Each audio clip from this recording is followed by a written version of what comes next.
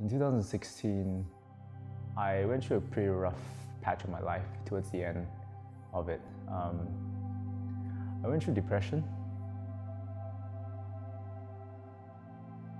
I lost a really great relationship, And when you lose such a relationship, there's a huge void there.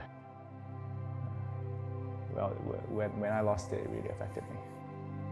So I was trying to find myself, and what's interesting during that time, I was never a church guy, but my mom always was a really staunch Christian. She believes that in many ways the Lord saved her because she had breast cancer many years ago. During the depression, I felt like I couldn't really get out of it. I just felt like I needed something to help me out of it. I just didn't know what.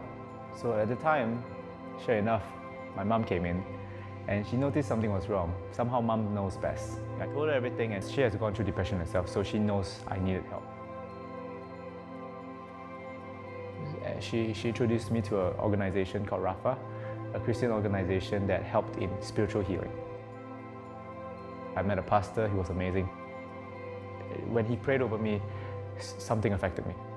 And from then on, I was actually quite curious about the Word of God. So after the counseling session, I still didn't know how to pursue my next step in life. My mom did constantly ask me to join her church, but I was not too eager on that so fast. Fast forward to Easter, she came again and said, "Hey, there's an Easter production.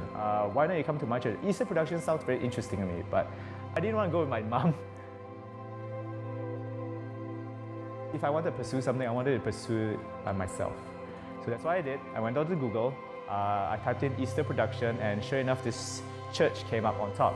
So I came. It was a Friday night. It was my first night in this church. The production was great. They talked about death and purpose, which resonated with me at the time. I needed that message. And then came the altar call. And the altar call, I felt like I really wanted to be out there, but I don't know why, but I felt very unworthy.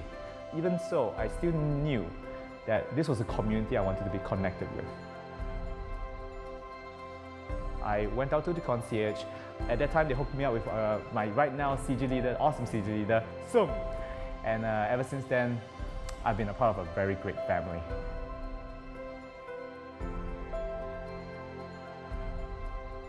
But what really changed my time here in church was a youth event called Euphoria.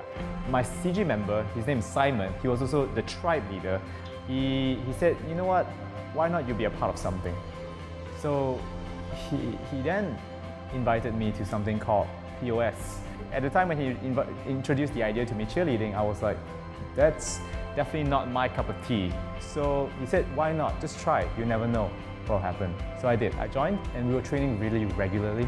And because of that, that was also a way for me to really get to know more about this community, because I was seeing people in church all the time, and I really am proud to call some of them my friends now. There was another competition called Man vs. Word. So it was a competition where you have to memorize and recite Bible verses. And that was really my first time exposed and introduced to the Word of God. It was phenomenal. And the verses that they chose for us, some of them really impacted me. And I still remember them by heart right now, even to today.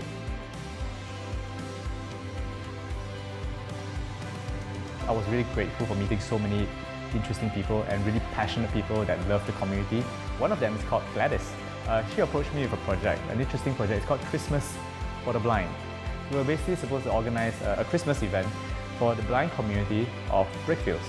I just had a lot of doubt in life. I did not want to ruin anyone's Christmas. I was a bit hesitant to take up the project, but yet she just said, I have faith in you, And I just took up the project and I said, let's give them the best Christmas.